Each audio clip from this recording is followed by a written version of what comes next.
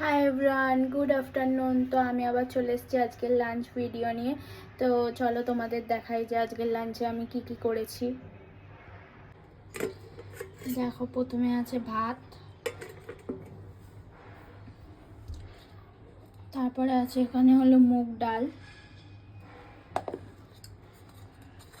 এখানে আছে হলো বেগুনি আছে, আর কুমড়ো দিয়েও বড়া রয়েছে, এইগুলো বেগুনি।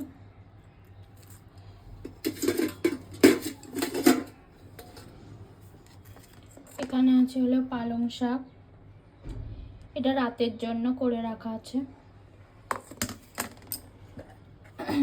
আর এখানে আছে হলো শিম সর্ষে,